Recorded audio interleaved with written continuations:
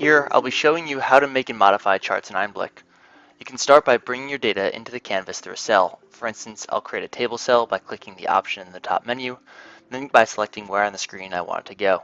A nice feature of the table cell is that you can drag out the column headers into the canvas to quickly visualize your data in bar chart form.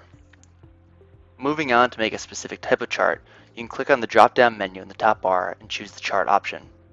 Once you're in the chart, you'll see that on the right-hand column over here, it updates to show the chart settings. So I'll choose a bar chart, then set my X parameters, also set my Y parameters. Then I'll set my aggregation to best represent the data by selecting average in this case, and you can see everything begins to update immediately.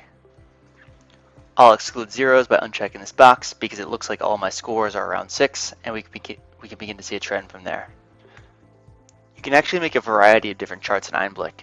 In this case, we'll make a pivot chart by choosing the chart option, then clicking on the canvas to create the cell, making sure to add our data, and then choosing pivot on the right.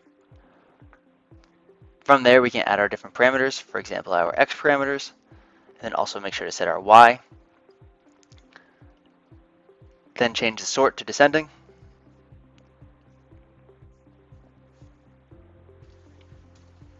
To get even more specific, we can actually link our cells together to filter. So I'll do that by creating a Python cell, and then I'll add in a snippet of my data to filter the top results, or the top 20 results. Don't forget to add in a data set here. From there, I'll click play to execute, and then I'll filter my pivot chart actually by connecting the two cells together.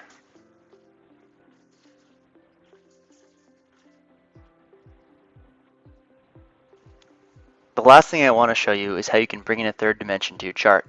To do that, you can select the color option on the right, then choose the feature you want to add as a third dimension. And you can also change the color if you'd like, and then once applied, you can see that everything updates with this additional dimension.